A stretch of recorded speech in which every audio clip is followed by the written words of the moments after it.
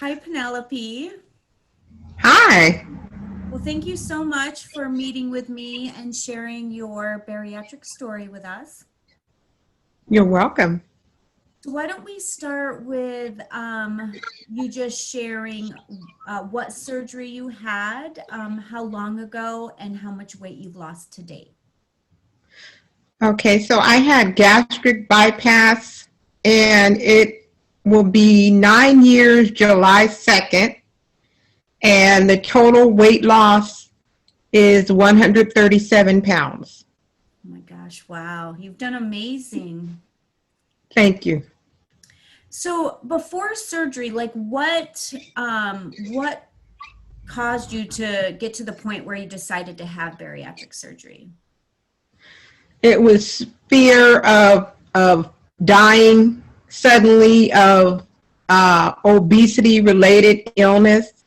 I was under the care of a cardiologist. My blood pressure was high, cholesterol, my diabetes was out of control, and I was afraid that I would not live to see my youngest child graduate from high school, and I didn't want to die suddenly and miss that.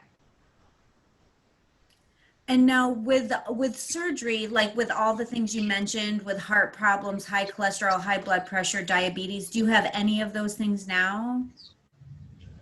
No, no, not no high blood pressure, but I do still take a diabetes pill, just one. Uh-huh. And what were you taking prior to surgery? Well, during pregnancy, I had to have insulin because they don't think you should take the diabetes pills during pregnancy. And before that, I took 3 tablets a day Okay. of glipizide, And now you just take one? one. Yep, that's awesome. So like what would you say in your transition, what would you say like if you were to share with other people thinking about having bariatric surgery, what were some of the hardest things, whether they be diet changes or lifestyle changes? What were the hardest changes that you had to make? Portion control was really hard. Having such a small stomach and not being able to put so much food in at one time. So now, no buffets at all. I can no longer go to all you can eat restaurants. I'd just be wasting money. Mhm. Um, and also the just knowing that you have to continue to supplement. You have to take your vitamins, Mhm. and so investing in good supplements and protein, that's all the time now. This is my lifestyle now. Mhm. Yeah, so making it, realizing it is a lifestyle versus a diet, right? Yes. And so talk to me a little bit more about the portions. Like what made that so difficult, the portion size? Well, I mean, just thinking that I could have uh, just a whole piece of chicken rather than cutting it up and having a portion of that at a time, that was difficult. Um, I learned sort of the hard way, because I did choke and have to go to the ER. Okay. I've lived to tell about it, so thank God for that. And learning to keep the meal moist, making sure that the food's moist and not no hard edges or gristle or too much fat in the meat or rice and bread and those kinds of things. Um, they just knowing that you're not to have way too much of those, because they can cause weight gain. Okay. And is there anything that you can't eat anymore, things you could eat before that you can't eat now after surgery? just not a lot. I mean, no buffets and I can't have hot chocolate. I did get some a cup of hot chocolate, and the sugar really, really hurt my stomach. It really felt like someone had punched me in the gut. And I remember one of the other bariatric patients telling me, just get some warm tea temperature water and just sip and sip and sip. You have to flush that sugar out. It's the sugar that hurts your stomach. Yeah. And so to this day, I do not drink hot chocolate anymore.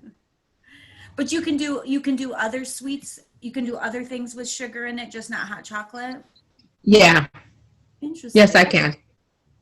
So, why don't you share some non-scale victories, like the things, like all the things in life you can do now that you weren't doing before, that you're grateful for?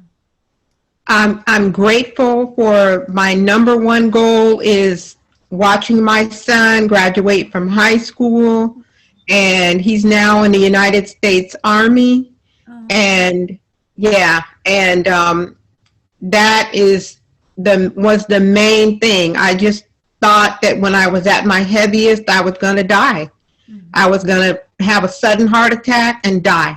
And that didn't happen. I was able to lose the weight and get a hang of this new lifestyle, having had bariatric surgery and get healthy. And I'm the smallest one in the photos now with my kids. They're all taller and bigger than me, and when I look at the photos, I'm the tiniest thing in them. For my birthday, my kids bought me a sundress, and it was a size small, and it fit loose on me, and that was just so awesome. It's awesome to reach the point where my kids are buying me gifts and I'm able to fit a size small. And I spent many of my adult years overweight. So for me to be an adult now and wearing a small is just so awesome. And what did you start with? If you don't mind sharing, before surgery, what was the size that you were wearing? The largest size, I remember purchasing a size 3X at the Avenue. Wow. And I don't at the Avenue or the other store. There was another store that I can't even remember the name of now, but it's the plus size women's store. And I don't have to shop in those places anymore. I can go in and pick clothes right off the rack in a size 6'8" and put them on. And I like that I can wear a size small in cotton pants and scrubs, and it's just wonderful. Another thing that I really like also is a non-scale victory actually is that people don't recognize me. I had people that I would associate with walk right past me and not say anything. And I had to call their name. Hey, I'm right here. And then they realized, oh, you lost so much weight. I didn't know it was even you. And that's awesome. It's awesome to lose the weight and feel good and be able to wear normal size clothing off of any rack in any store and not have to go to the plus size store. I love it. Mm. Now, how's your energy? Did your energy change at all between before surgery and after surgery? Yes, it did. I can dance and enjoy myself and, not get winded quite so soon. I can walk in amusement parks with my family for an hour or so with the thin people in my family and not feel that I have to go and sit down now because I'm out of breath and you guys go on without me. That's what I used to do. Yeah. And I don't have to do that now. Oh my gosh. Now, anything so What would you want to tell somebody that was considering bariatric surgery? Like, what do you think are like things that are important for them to know or things for them to consider? Well, I think it's important that if you're not really willing to change, you shouldn't waste your time or risk your health or your life having surgery and then trying to go right back to your same habits, because that's not healthy. Can you share a little bit more about that? So like when you say if you're not willing to make the changes, what would those changes be? The dietary changes, high protein, low carb, watching your sugar and fat intake, being monitored, for your blood, making sure that your blood and your vitals and everything are going back to normal. The support group. Some people are lone wolf. They don't want to be in community and be in a support group or have anybody be in their business or any sort of accountability. And this requires that. It requires being in community with other people that have had weight loss surgery.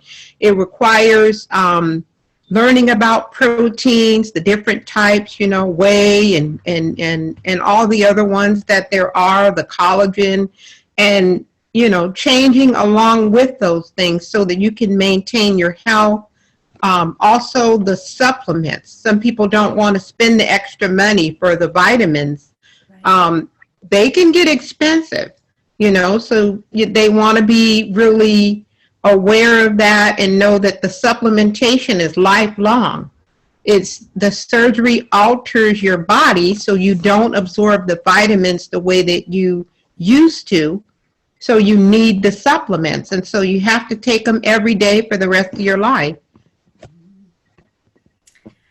Anything else? So you said, okay, if you're not ready to make the changes, then it's not worth getting the surgery. Anything else you'd like people to know considering bariatric surgery?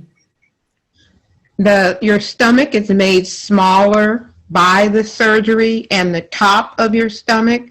So you want to keep your bites small. You really want to chew your food. You want to allow yourself the length of time that the doctor recommends on each phase. If they say liquids for 2 weeks, then you do liquids for 2 weeks. Mm-hmm. If they say liquids for 5 days, then you do liquids for 5 days. And do the liquids that they say that you should be drinking. Don't ask if you can have a protein shake when you're supposed to just be drinking chicken broth. Right. Or don't ask if you can have a taco and you're only 3 months out in surgery. You could really damage your insides and it's just not worth it. Not worth the risk if you're not really willing to change, to make the dietary changes, to take the supplements, to drink the protein shakes, and to be in community so that you are successful at this. Yeah. And I love that you're sharing that because it is a great tool, but you have to do your part, right? You have to be able to do your piece. And I like that you're sharing that.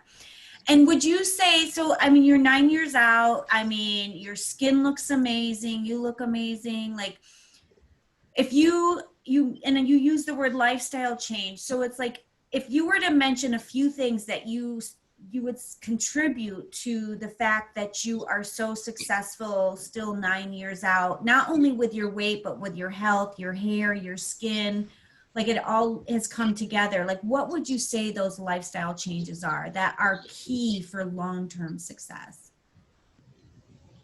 Taking care of your skin, taking care of your hair, taking hair, skin, and nails vitamins. That's important.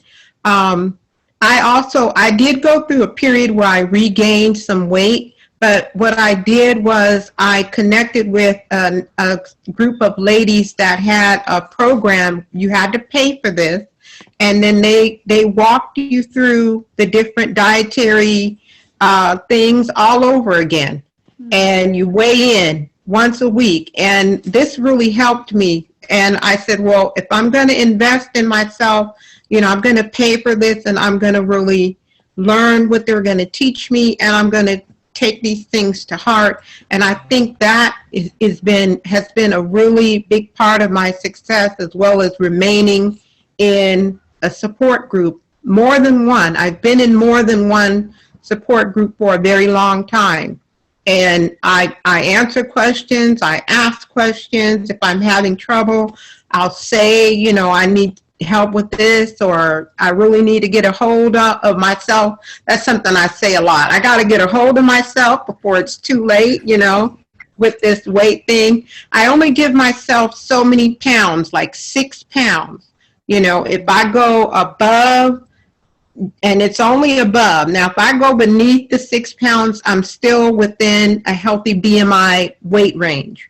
But if I go above that, then I'm really scrambling. I'm asking questions. I'm stepping up my walking. I love to walk.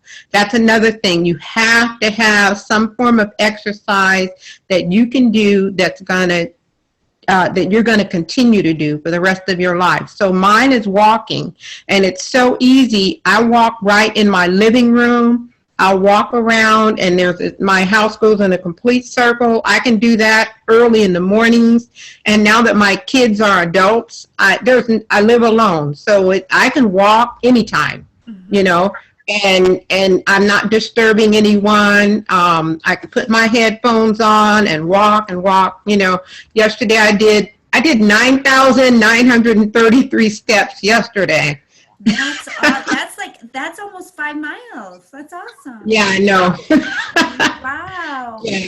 And I love that I think that's really great advice as far as having like that 5 or 6 pound limit. So it's like you have that. So once you get to that 6 pounds, it sounds like you're really triggered to get really, really strict and back kind of to the basics, right? Of what works. Yes, and that works for me. And I like too that you share too, because sometimes life happens. So you said there was a time where you did gain a little bit of weight back, but then you found something, a support group, education, re-educated yourself. I mean, you probably already had the knowledge, but it's good to go back and relearn. And sometimes you learn new things too, as time changes, things change. So I love that you gave the advice that you might have to re-educate yourself and get back into a weight loss group to help you get the weight off. And did you lose the weight that you gained? I did. I had regained 40 pounds. I got all the way back up to 208. And I lost the weight. I'm at 155 today, and I've been at 155, 150 it's been 4 years now. That was 4 years ago. And what did you do back then, or what did you let go of that allowed you to gain the 40 pounds that you're not doing now? Well, I think I felt that I could go right back to eating the way that I used to eat, and I was eating McDonald's and different things like that, and it's still fattening food. It's unhealthy. There's a lot of fat in McDonald's food. Most of the items are deep fried, except if you get salads all the time. And there's a lot of sugar in the shakes and everything. That was one of the things that I remember I started doing again, was fast food. And I noticed if I do that, the pounds just creep up, So you have to limit the fast food, and some of it's not all bad. I mean, like Panda Express, they offer bowls where they have the grilled chicken and they have the vegetables.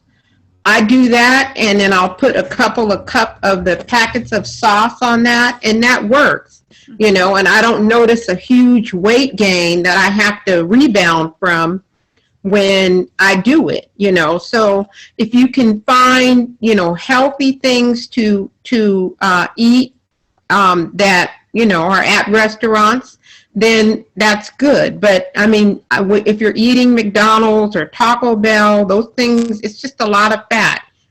And so that was one of the things I began to do. I noticed that. And then I just wasn't paying attention to what I was eating. My son was still young and at home.